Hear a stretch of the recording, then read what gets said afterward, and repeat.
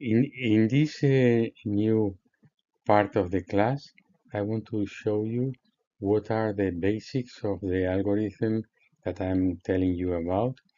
This is an algorithm that uses only very simple basic ideas and basic concepts.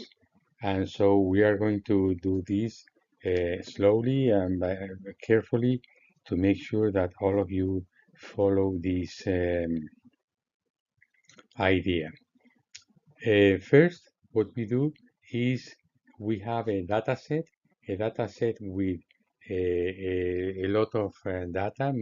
Usually, we have many observations and we have many variables that we want to deal with. And because this is essentially a large sample algorithm that also works well for smaller samples, but it is devised for large samples in principle. So we have a vector of y's, the dependent variable, and we have a lot of possible explanatory variables that we put in under the x name. The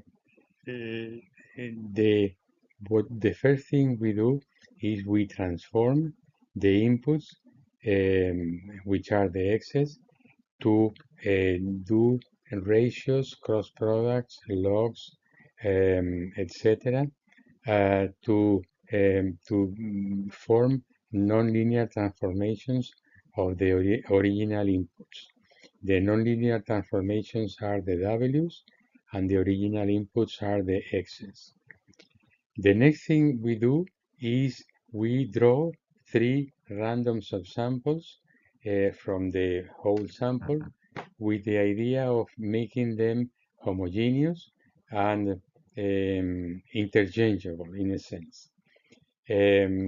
We draw 3 random subsamples which may have the same size or similar size, but not necessarily the same. And then what we do is we're using the data from the first subsample, we go ahead and rank the variables in the W's, all the W's, according to their sample correlation and with the dependent variable and only within the first subsample. So we have all the variables W that are ordered by a criterion of importance, and the importance is how much correlation they have with the dependent variable.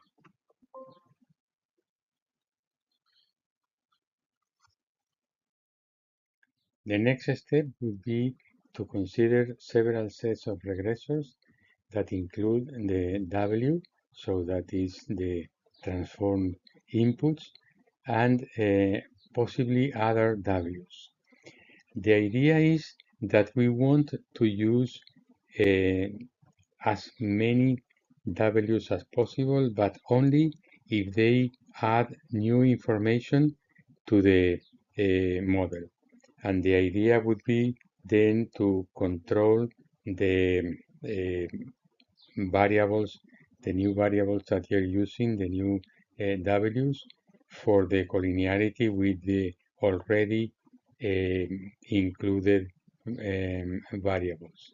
So that would be an easy way of getting rid of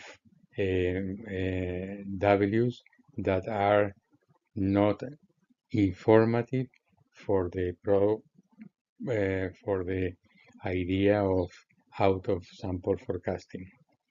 So that is we then use a lambda. A lambda is a parameter that controls the multicollinearity allowed in the model. What we do then is the following. We go ahead and use data from the first and second subsamples to do out-of-sample forecasting and do cross-validation for that out-of-sample prediction criterion that we use. We use data only from the second subsample for this first exercise of cross-validation. And this requires the estimation of a number that we call V of candidate models. Then the next step for A, B would be to select a candidate model corresponding to the best out-of-sample performance. So that would be in the second subsample. We call it psi of lambda of x. And then using data from both the second and third subsamples, what we do is first search for a more parsimonious model. Parsimonious means more simple, that has less variables and less parameters. So the idea is we want to use this procedure for out-of-sample forecasting, and if we have many parameters and we have to estimate many parameters, then we can estimate them, but in a more inefficient way and imprecise. So that would be bad for not only estimation, but also for out-of-sample forecasting. And then what we want to do next is we want to estimate all models that include a constant and all the regressors in psi of lambda x, adding one at a time in the order that they were originally included, but also in the order produced by steps 2a, and this time based on the correlations of the second subsample. And the idea is to do this again for the third subsample and obtain the best model that we can using again cross-validation. So the idea is we first estimate a candidate model in the first subsample, then cross-validate in the second subsample, and again cross-validate in the third subsample. Once we have gone through this, what we do is we repeat the stages 1 and 2 because it may be the case that we had tough luck and that we didn't start with a good candidate model and we ended up with a bad candidate model. To avoid that, what we do is we go ahead and estimate again the samples in different orders: 1, 3, 2, 3, 2, 1, 3, 1, 2, 2, 1, 3, 2, 3, 1. So we do all the 6 combinations to avoid path dependence. And we obtain a candidate model for each ordering of the subsamples.